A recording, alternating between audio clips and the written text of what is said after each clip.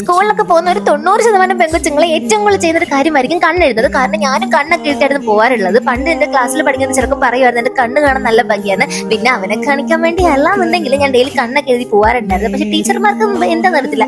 എനിക്കറിയാത്തൊരു കാര്യമാണ് ടീച്ചർമാർക്ക് നമ്മൾ ഈ കണ്ണെഴുതി പോകുമ്പോൾ എന്താ ഇത്ര പ്രശ്നമെന്ന്. അപ്പൊ ഞാൻ ഇന്നത്തെ വീഡിയോയിൽ കാണിക്കാൻ പോകുന്നത് നമ്മളെങ്ങനെ അന്ന് കണ്ണെഴുതുന്നതാണ്. ഞാനാണെങ്കിൽ NYBയുടെ ഐലൈനറും അതേപോലെ തന്നെ കാജലുമാണ് എഴുതിയിട്ടുള്ളത്. ഇങ്ങനെ ഞാൻ അധികം ഒരുങ്ങാറില്ല എന്നുണ്ടെങ്കിലും ഈയിടെയായിട്ട് ഒരുങ്ങാറില്ല. പക്ഷെ സ്കൂളിലൊക്കെ പഠിക്കുമ്പോൾ ഇങ്ങനെയായിരുന്നു കണ്ണെഴുതി പോണത്. ആദ്യം നമ്മൾ മേലേക്ക് ഇങ്ങനെ കണ്ണ് ചെറുതായിട്ട് ഐലൈനർ വെച്ച് എഴുതി കൊടുക്കണം. അതിനുശേഷം നമ്മുടെ NYBയിൽ തന്നെ കാജൽ എടുത്തിട്ട് കണ്ണിന്റെ അകത്ത് ഇതേ കൂട്ട് എഴുതി കൊടുക്കണം. 1-2 ദിവസം കൊണ്ടൊക്കെ നിങ്ങൾ പെട്ടെന്ന് കണ്ണെഴുതാൻ പഠിക്കുമെന്ന് ഞാൻ പറയുന്നില്ല. ഞാനാണെങ്കിൽ കുഞ്ഞിലോട്ട് എഴുതുന്നതുകൊണ്ട് തന്നെ എനിക്ക് നല്ലതായിട്ട് അത്യാവശ്യം കണ്ണൊക്കെ എഴുതാൻ വേണ്ടി അറിയാം ഗൈസ്. അപ്പൊ അതിനുശേഷം ഞാനാണെങ്കിൽ ഒന്ന് ബ്ലെൻഡ് ആക്കി കൊടുക്കുന്നുണ്ടായിരുന്നു. ഫൈനൽ ലുക്ക് ഇതാണ്.